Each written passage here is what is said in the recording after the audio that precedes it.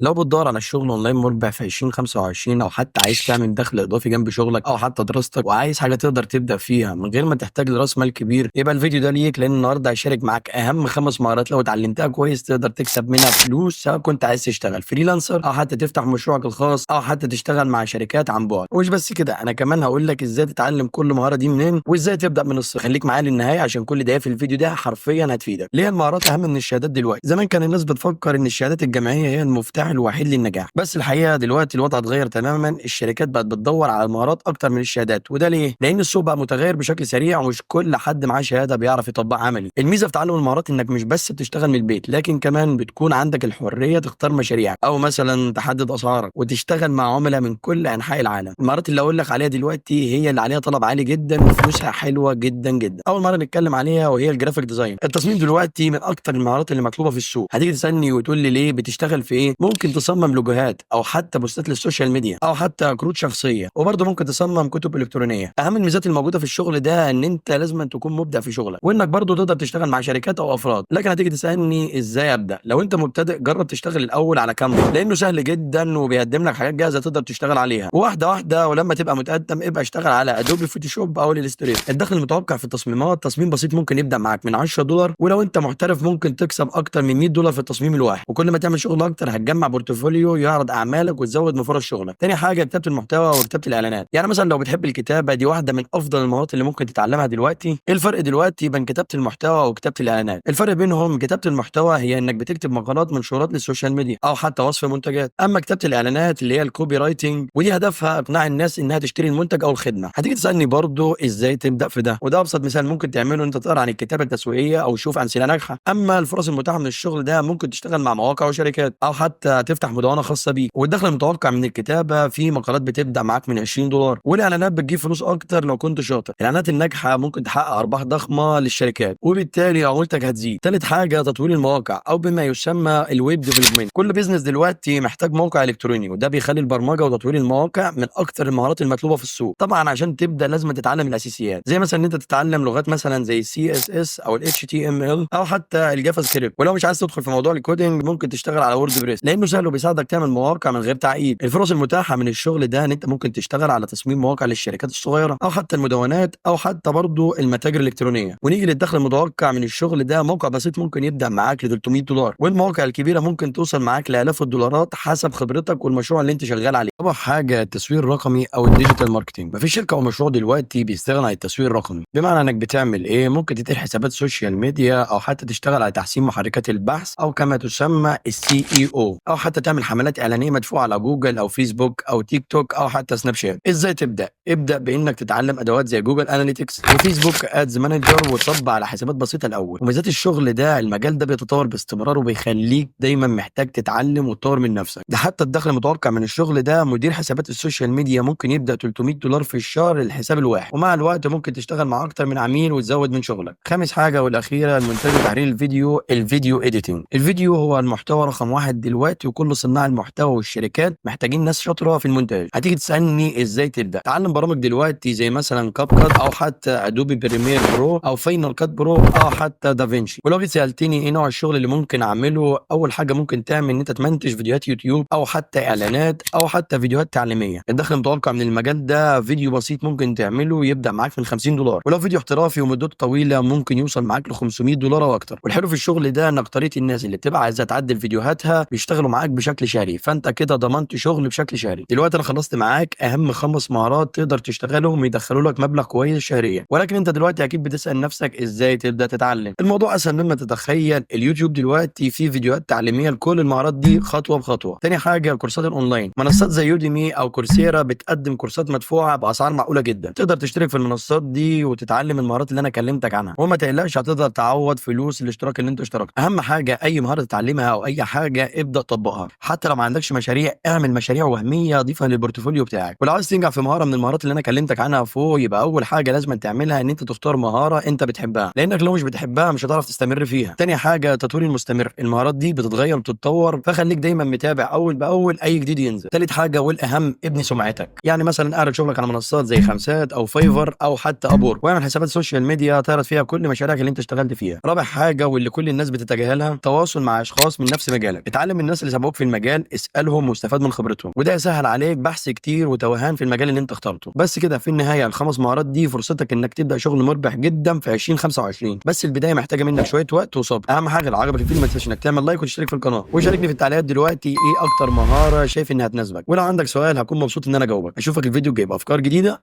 سلام.